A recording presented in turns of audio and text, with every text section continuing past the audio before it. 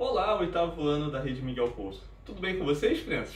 Espero que vocês estejam bem, espero que vocês estejam se cuidando e espero também que vocês estejam realizando as atividades, assistindo às nossas aulas e eu espero também que vocês já tenham feito a prova de geografia que eu enviei para vocês na semana, tranquilo? Uma provinha que foi composta de 15 questões e eu estou vindo aqui hoje para a gente estar conversando um pouquinho sobre essa prova.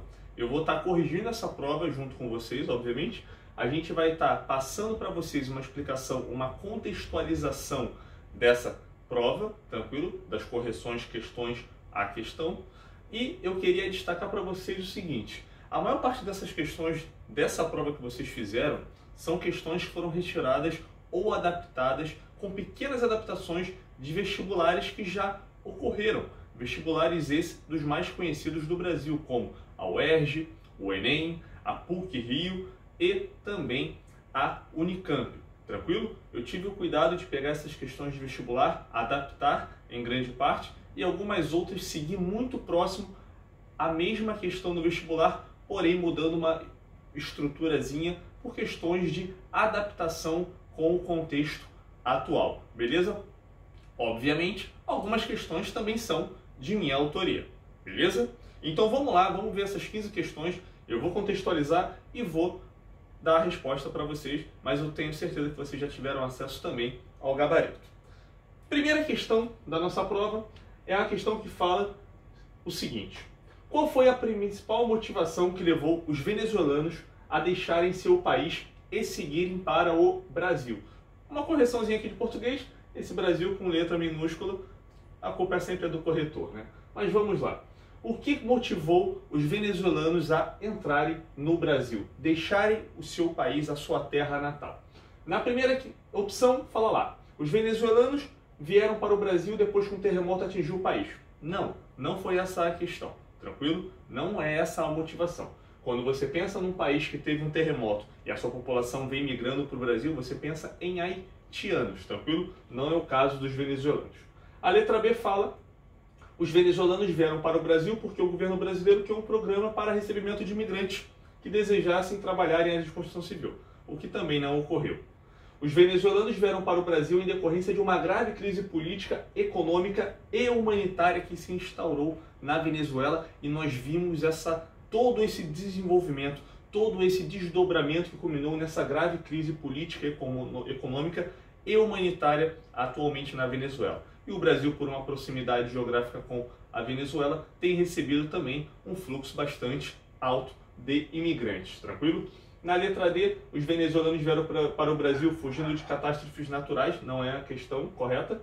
E a letra E, que os venezuelanos vieram para o Brasil incentivados pelo presidente Jair Bolsonaro, o que também não é correto. A opção correta na número 1 seria a letra C, beleza? E a questão 2, também falando sobre a Venezuela, assinale a opção que apresenta o Estado brasileiro mais afetado pela imigração venezuelana. E aí, eu vou trazer para vocês aqui, ó, um mapinha da Venezuela e da fronteira com o Brasil. Aqui você tem o Brasil, aqui a Venezuela, e você percebe que você tem dois estados fazendo uma extensa fronteira com a Venezuela, o estado do Amazonas e o estado de Roraima. Porém, o estado de Roraima, principalmente através da cidade de Pacaraima, é a região do Brasil, é o estado brasileiro que mais tem recebido refugiados venezuelanos.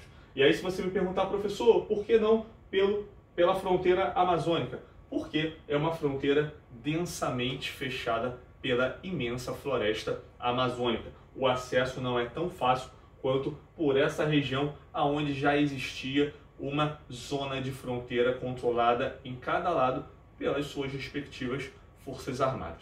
Beleza? Então a resposta da número 2 seria a letra B, o estado de Roraima. Ok? Questão número 3, uma questão que também fala sobre os venezuelanos, sobre a chegada e o recebimento dos imigrantes venezuelanos por parte do Brasil. Assinale a alternativa incorreta. Quero destacar isso para vocês. Prestem atenção, tem 4 afirmativas corretas e eu quero que você descubra a incorreta, ok? A primeira afirmativa diz que o Brasil não tem capacidade de absorver o número de imigrantes que aqui se estabeleceram, visto que já foi ultrapassada a marca de 4% de imigrantes em solo brasileiro. Tranquilo? Se vocês repararem, as outras opções são opções corretas e eu quero trabalhar essa opção letra A, porque essa é a opção incorreta. Um país de dimensões continentais, tranquilo? Um país que não tem uma população altamente concentrada, principalmente na região norte, não é possível que ela não consiga receber pelo menos 4, 5, 6% desses imigrantes venezuelanos. E vale destacar também, que a gente vai ver uma questão mais à frente, e eu falei isso durante a minha aula, que o Brasil não é o país que mais recebe venezuelanos.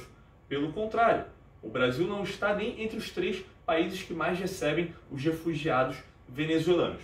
Então, há sim uma possibilidade do Brasil absorver um número ainda maior de imigrantes. Claro, isso demanda toda uma política governamental, uma política do Estado de Roraima e uma política também do governo federal, ok? Então a resposta incorreta na número 3 é a letra A. Se vocês derem uma lida nas outras opções, todas estão corretas, ok? A questão 4 fala agora sobre um conteúdo lá do início dessa nossa segunda bateria de aulas, quando eu falei sobre povos pré-colombianos. A capital asteca impressionou os espanhóis pela quantidade de habitantes. Estima-se um número entre 200 mil e 300 mil habitantes, e pela grandiosidade das construções. Os espanhóis a conquistaram em 1521, sob a liderança de Hernán Cortés. Estamos falando de qual cidade? Qual era a capital do Império Azteca? Tranquilo? Aqui se você voltar na minha aula, lá atrás, eu pontuei cada um dos povos pré-colombianos, dando as características principais daquela sociedade e também destacando as principais cidades, com ênfase nas capitais. E a capital do Império Azteca é a letra C, Tenochtitlan. Tranquilo? Volta lá na nossa aula, dá uma estudada e também dá uma olhada na tua apostila. Tem esse conteúdo e é um conteúdo simples. E a gente vai ter mais uma questão daqui a pouco a respeito do Império Azteca. Ok? Então a resposta correta da número 4 seria a letra C. A questão 5, novamente uma questão falando sobre essa região e esse período dos povos pré-colombianos. A cidade de Tenochtitlan localizava-se em uma ilha no meio do lago Texcoco. E assim, havia um problema crônico na cidade de falta de terras cultivadas. Esse problema foi resolvido pelos astecas a partir das chinampas. O que eram as chinampas? Eu expliquei isso para vocês durante a nossa aula e eu coloquei essa questão também, que é uma questão de vestibular, lá no nosso primeiro material subsequente à aula sobre os povos pré-colombianos. E o que eram as chinampas? A resposta correta está na letra C. As chinampas eram um sistema de cultivo a partir de ilhas artificiais construídas com matéria orgânica que flutuavam sobre o lago Texcoco. Tranquilo? Obviamente, era uma forma deles utilizarem aquelas terras alagadas, tranquilo? Já que eles estavam em ilhas, e era uma terra muito rica em nutrientes, muito fértil, o que fazia com que o Império Azteca fosse também um império importantíssimo no ramo da agricultura, tranquilo? Quando a gente vem aqui para a América do Sul e a gente vai falar sobre os Incas, a gente fala sobre o terraceamento, mas os astecas também desenvolveram algo muito interessante para aquele período. Para aquele período, isso era uma tecnologia avançadíssima, tranquilo? Então a resposta correta fica na letra C, e se você voltar lá na minha aula, a gente vai ter uma representação, tranquilo, do que seria esse sistema das chinampas, ok? Questão número 6 fala sobre a Revolução Cubana, que também foi uma questão que eu falei junto com os povos pré-colombianos na mesma aula. A Revolução Cubana, vitoriosa em 1959, teve como principal característica, letra A, mobilização popular por meio de manifestações de massa e organização de seguidas greves gerais que interromperam as atividades? Não era tão fácil você movimentar, você trazer toda uma massa populacional naquele período. Os meios de comunicação não favoreciam isso. A prática do foquismo, com grupos armados que se dedicavam à luta armada, caracterizada pela tática de guerrilhas. Isso daqui eu não coloquei na nossa explicação, mas eu trouxe para a nossa prova o termo foquismo. A gente falou sobre a Revolução Cubana e agora eu queria explicar para vocês o que é o foquismo, que era uma tática que foi idealizada por Che Guevara, tranquilo? Que foi um dos mais importantes guerrilheiros que nós temos aqui no continente latino-americano. Che Guevara tem uma ligação direta com a Revolução Cubana. Ele esteve lado a lado com os irmãos Raul Castro e Fidel Castro, tranquilo? E desenvolveram a prática do foquismo, que consistiam em diversos focos de rebeliões em vilas, diversos focos de montins, tranquilo? Agregando aquela região, trazendo aquela população do local para essa luta armada contra o governo central. O governo que naquele período era um governo pró-Estados Unidos, tranquilo? Um governo de Fulgêncio Batista. A prática do foquismo com grupos armados que se dedicavam à luta armada, caracterizada pela tática de guerrilhas, tem total característica com a Revolução Cubana e é a nossa resposta correta. Eu vou ler as outras. A letra C fala de mobilização internacional. Não houve mobilização internacional. Foi uma mobilização local, ok? A intervenção soviética. A intervenção soviética ela vem após a Revolução Cubana, após Fidel Castro romper com os Estados Unidos. A vitória eleitoral dos revolucionários. Não, Fidel Castro não chegou ao poder através de uma vitória nas eleições, e sim através de práticas guerrilheiras, através de uma guerrilha que foi instaurada em Cuba.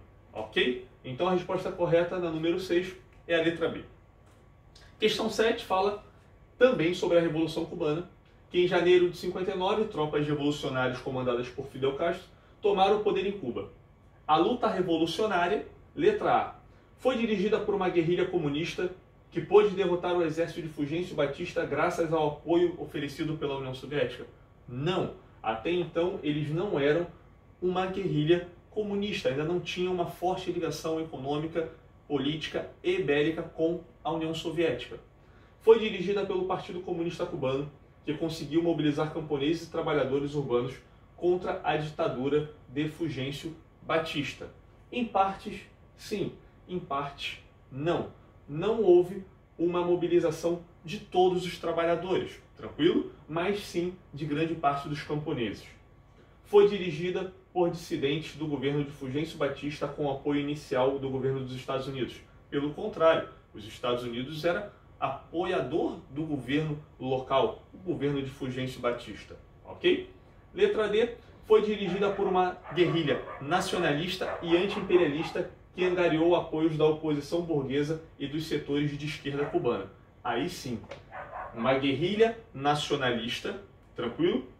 Que tinha como líder Fidel Castro, anti-imperialista, anti-Estados Unidos, entenda-se dessa forma, beleza? Tanto que as primeiras medidas de Fidel Castro é nacionalizar refinarias e diversas empresas, tranquilo? Que vem como resposta o embargo econômico dos Estados Unidos a Cuba, e angariou também o apoio da oposição burguesa e de setores da esquerda cubana. E na letra E, foi dirigida por um movimento camponês espontâneo que gradativamente foi controlado pelos comunistas liderado por Fidel Castro. Não é o caso. A resposta correta é a letra D. Não foi um movimento espontâneo. Foi um movimento que teve um líder central, que teve toda uma estrutura bem arquitetada entre Fidel Castro, Raul Castro e Che Guevara. Ok? A questão 8 fala também sobre a Venezuela. A Operação Acolhida, iniciada em março de 2018 pelas Forças Armadas Brasileiras, tem como objetivo... Vamos lá, eu coloquei isso, se eu não me engano, foi na minha última ou na minha penúltima aula que eu falei especificamente sobre a Venezuela. Tranquilo? Eu quero que vocês deem uma olhada na resposta da letra C. Dar uma resposta rápida ao grande fluxo migratório dirigido ao Brasil devido a um treinamento ocorrido em novembro de 2017 que envolveu as Forças Armadas em ações logísticas e humanitárias. Eu coloquei, se não me engano, esta frase na nossa aula, tranquilo? E esta frase eu tirei diretamente do site da Operação Acolhida, que está atrelada às Forças Armadas Brasileiras. Uma ação humanitária dentro do território brasileiro, dando apoio logístico e humanitário a esses refugiados, ok? Essa matéria eu creio que esteja bem fresca na cabeça de vocês e é uma operação que até hoje está de pé, tranquilo? Ainda tem recebido os refugiados venezuelanos e tem também feito um trabalho muito importante nesse período de pandemia para controlar a disseminação do vírus naquela região, ok? Questão 9. O número de refugiados e imigrantes da Venezuela em todo o mundo atualmente é de 3,4 milhões. Esse número já é um pouco maior do que isso, tá? Isso são dados do final do ano passado. A Agência da ONU para Refugiados e a Organização Internacional das Nações Unidas indicam esse quantitativo no ano passado. Os países que mais recebem refugiados venezuelanos desde o início dessa crise são: letra C, Colômbia, Peru e Chile. A Colômbia tem uma extensa fronteira com a Venezuela, tranquilo? E o Peru e o Chile também recebem grande quantitativo, um grande contingente dessa população de refugiados, beleza? Fica ligado, porque muitas pessoas podem pensar que o Brasil é o país que mais recebe refugiados venezuelanos. Isso não é verdade, e isso já foi até mesmo dito em alguns canais de comunicação, alguns canais de imprensa e também por entidades governamentais. Isso não é verídico, beleza? O órgão das Nações Unidas que faz todo esse estudo sobre os refugiados venezuelanos tem esses dados bem próximos de uma precisão bem fidedigna, 100%, né? E indica que a Colômbia tem um quantitativo de refugiados muito maior do que o Brasil, assim como o Peru e o Chile. Então a resposta correta é a letra C. Opa, tem mais uma questão aqui. Questão 10. Questão fácil agora. País insular, de regime socialista, com elevados indicadores educacionais, elevada expectativa de vida e que sofre embargo econômico dos Estados Unidos. As características anteriores descrevem o seguinte país da América Latina. A gente está falando de Cuba, tranquilo? E quando a gente fala de país insular, lá no início das nossas videoaulas, se não me engano era um outro professor, ele falou para vocês sobre a América Central, porção istmica e porção insular. E Cuba está nessa porção insular, beleza? Resposta, letra C. Questão 11. Cusco e Tenochtitlan foram importantes cidades dos respectivos povos. Quais povos pré-colombianos? Cusco, aqui no Peru. Letra C. Eu até ficou fácil ali, né? Porque eu coloquei a letra C de caraíncas e astecas e a letra E que tem incas, depois fala de indígenas. Não é o caso. Os povos pré-colombianos também tinham povos indígenas no caso do Brasil, sendo que a resposta correta seriam incas em Cusco, astecas em Tenochtitlan. Tranquilo? Talvez até algum de vocês já tenha viajado para o Peru e conhecido essa cidade inca, ok? E a questão 12, que fala sobre o Mercosul. Também uma questão bem simples, que eu coloquei na nossa aula, abordei na nossa aula e catei essa questão de um vestibular. Sobre a participação da Venezuela no Mercosul, podemos afirmar o quê? A resposta correta é a letra B, que a Venezuela encontra-se suspensa desde 2016 do Mercosul por violar questões ligadas a regime democrático no país. Tranquilo? Ela foi tirada do Mercosul, foi suspensa do Mercosul em 2016. Suspensão que já ocorreu também em anos anteriores ao Paraguai, quando houve uma mobilização de golpe militar no país. Mas tudo sendo sanado, a ordem democrática sendo restabelecida, o Paraguai voltou a integrar o bloco, ok? Mas hoje a Venezuela encontra-se suspensa. Questão 13, também sobre o Mercosul, que fala o seguinte: o Mercosul, Mercado Comum do Sul, é atualmente um bloco econômico que adota o modelo de não é mercado comum. O Mercosul, e eu falei isso na minha aula, é um bloco econômico que atualmente tem um modelo de união aduaneira. Ainda não tem todo esse nível de integração mais elevado que é um mercado comum, ok? A união aduaneira, você tem a redução ou a isenção de impostos, você tem uma criação de uma tarifa externa comum. E isso ocorre aqui no Mercosul, tranquilo? Para o Mercosul ser elevado a um mercado comum, tem que se ampliar as relações e as liberdades de circulação entre os países, tranquilo? A integração tem que ser ampliada. Esse é o projeto, mas ainda não foi possível.